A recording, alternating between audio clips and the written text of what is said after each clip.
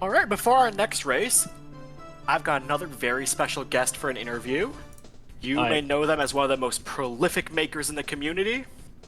It's LAWatson! Hello. Hi, Watson. So, Hello. you recently released I Want to Lockpick Part 2, the the final result of years of effort. How does that feel? All right. Hell yeah. That's good. That's great, man. I'm a big Drake. So, Keypick was a pretty popular fan game. What inspired you to take that formula to the next level?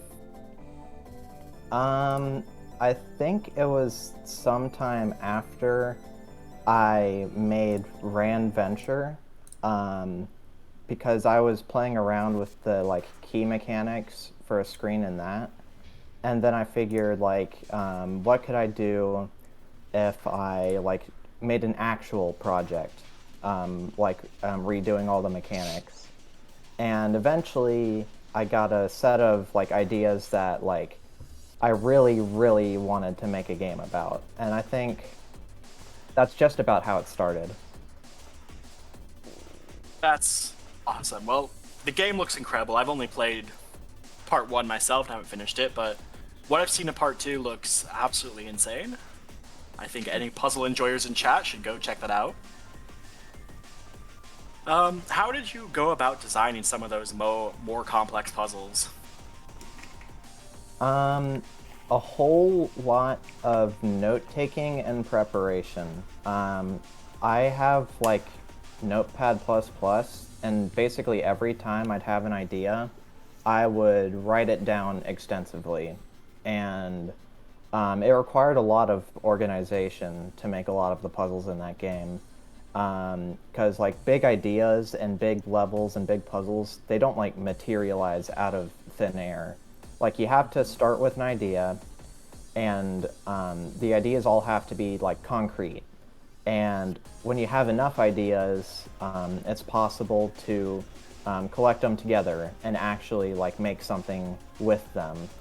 And basically the entirety of part 2 of I Want to Lockpick was, in some form, an application of that strategy.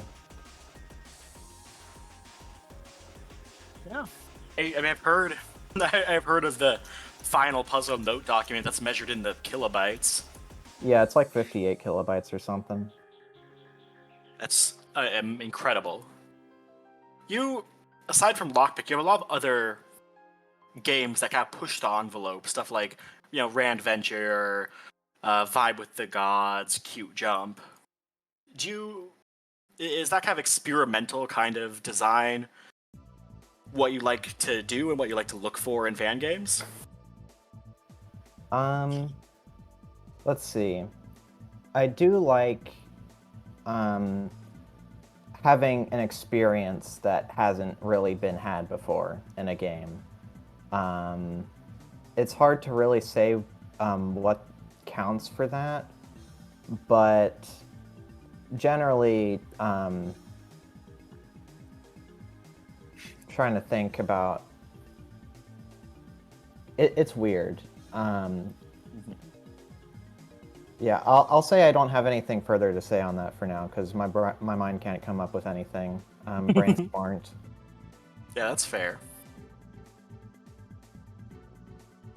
No. With Lockpick taking so long for part 2, and with things like Extreme Depths 2, you have a lot of games that are the result of years of effort.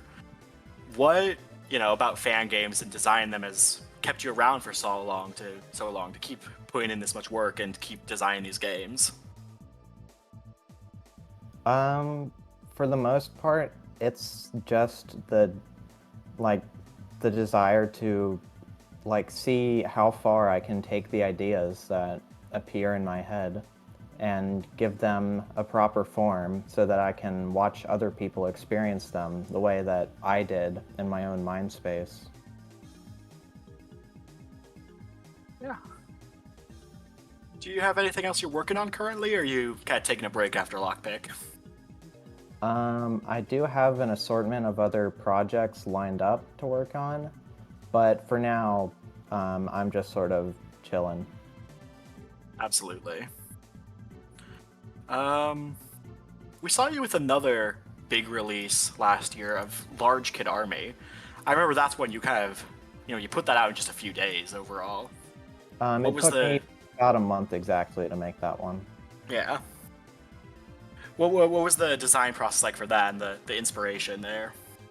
So that one was after I made the Vibe Excerpts game, where I was sort of just on a binge of like wanting to play a boss. Like no needle, no gimmicks, just a boss fight specifically. And for my second foray into that field, I figured that I should try to just riff on a boss that I already like know pretty well, and then I figured I could expand on. And the candidate that seemed most available for experimentation was the big kid fight.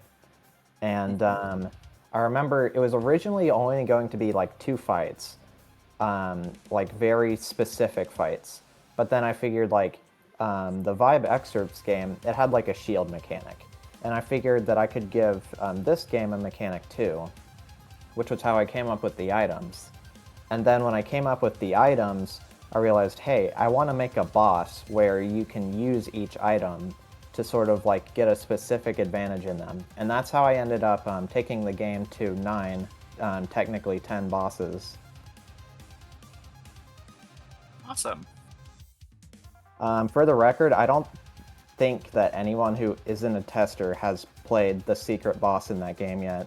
They've seen the extra boss, but not the secret one.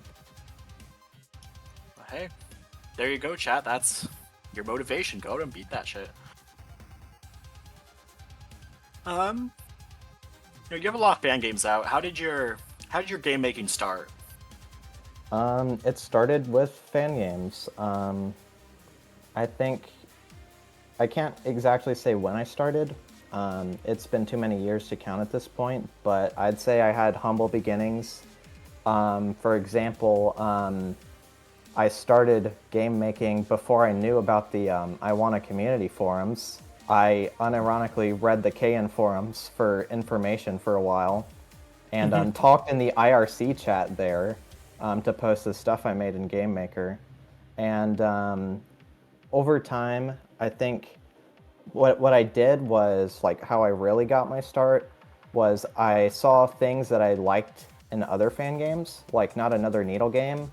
It has like the secret triangles. They just like float up and down, and it's literally as simple as that. They just float up and down.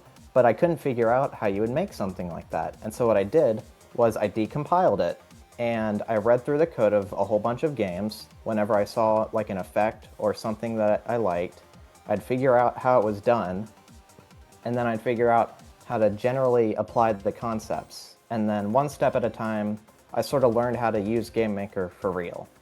And I think at some point I hit the threshold where I stopped just doing like standard needle design, etc. And I started being able to really like make stuff that was my own.